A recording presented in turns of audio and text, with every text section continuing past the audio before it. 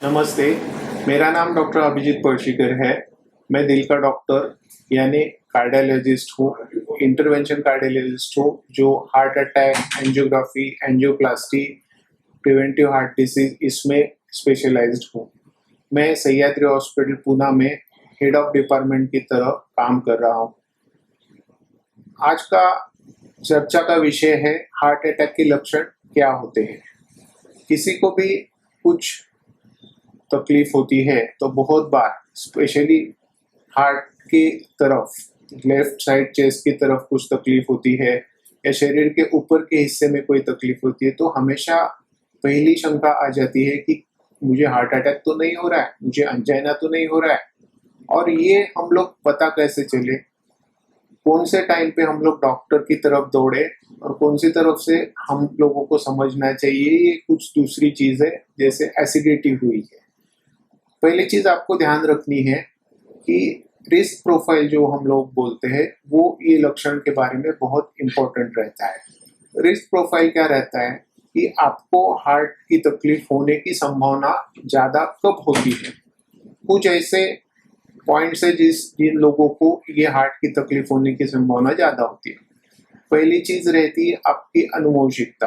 आपको अगर hereditary problem है, आपके पिताजी, माताजी, बहन किसी को हार्ट की तकलीफ है तो ये लोगों को हार्ट की तकलीफ होने की संभावना ज्यादा रहती है।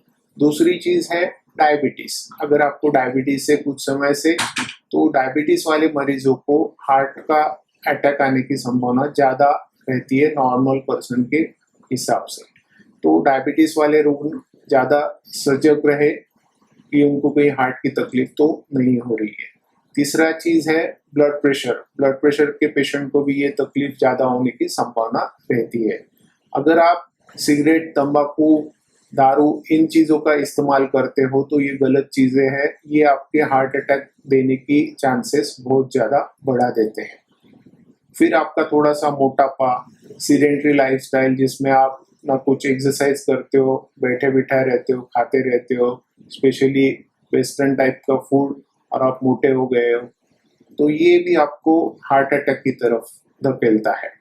और दूसरी चीज है मेंटल टेंशन। अगर स्ट्रेस लेने के आपका स्वभाव है तो आपको हार्ट अटैक आने की संभावना ज्यादा रहती है। इसके विपरीत जो तरुण लोग रहते हैं, स्पेशली स्त्रियां जो जिनकी मासिक पाली चल रही है, उनको हार्ट अटैक आने की संभावना बहुत ज्यादा कम रहती है।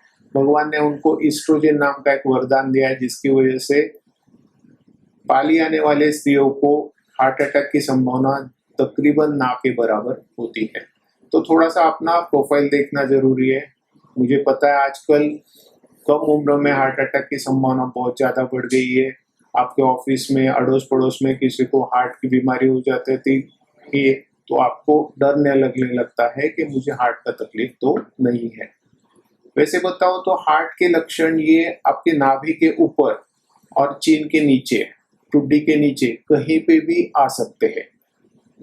चेस्ट के लेफ्ट साइड को, चेस्ट के राइट साइड को, आपके पीठ की तरफ, गर्दन की तरफ, और यहाँ तक लेफ्ट और राइट हैंड में भी हार्ट का दर्द जा सकता है। अभी कैसे पता चले कि ये हार्ट का दर्द है कि नहीं, तो हमेशा ध्यान रखिए कि हार्ट का जो दर्द रहता है वो हमेशा एक्सर्शन के बाद आता है। आप जब कोई कसरत करते हो, ना कि कसरत आप जिम में, बल्कि आप जब चलते हो, घूमते हो, कोई सीढ़ी चढ़ते हो या भागते दौड़ते हो, तब जो लक्षण आते हैं, स्पेशली सीने में दर्द होना, सांस फूलना, पसीना आना, चलते वक्त या सीढ़ी चढ़ते वक्त आपके हाथों में दर्द होना, ये हार्ट के लक्षण होने की संभावना ज्यादा रहती है।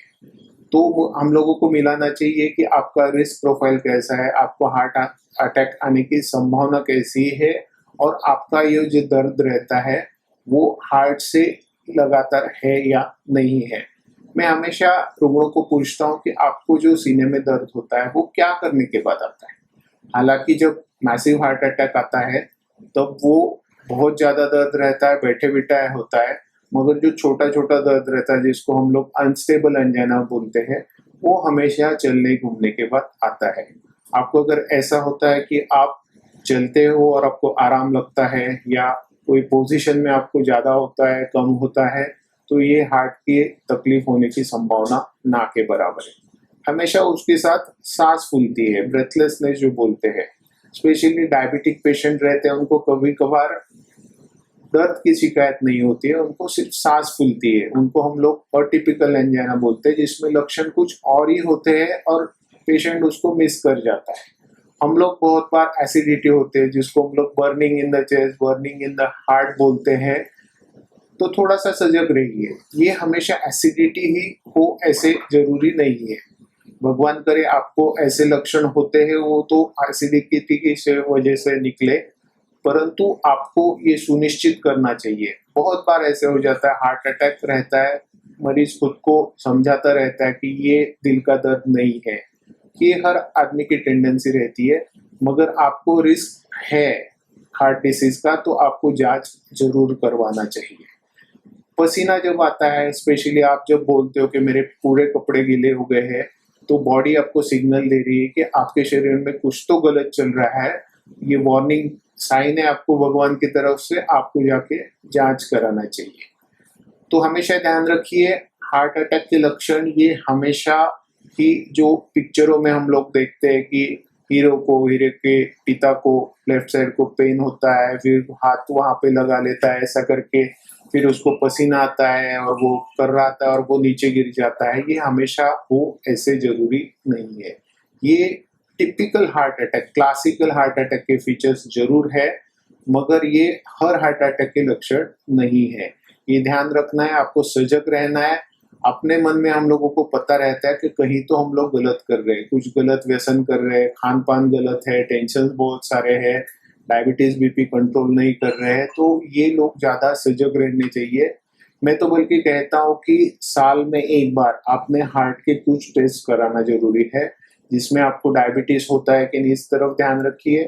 दूसरी चीज, आपका ब्लड प्रेशर बारंबार चेक कीजिए। जब भी आप डॉक्टर के पास जाते हो तो आपको ब्लड प्रेशर जरूर चेक करवाना चाहिए।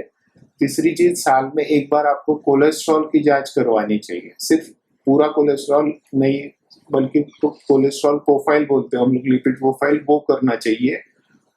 और जिंदगी में एक बार आपने जरूर टूडी को दिल का सोनोग्राफी करना चाहिए, और साल में एक बार स्ट्रेस टेस्ट नाम का तपास करना जरूरी है। तो अगर आप कम उम्र के हो, आपको रिस्क फैक्टर नहीं है, आप एक्टिव हो, आप कोई गलत चीज नहीं करते हो और आपको एक्सर्शन के बाद लक्षण नहीं आते, तो चिंता की बात नहीं है।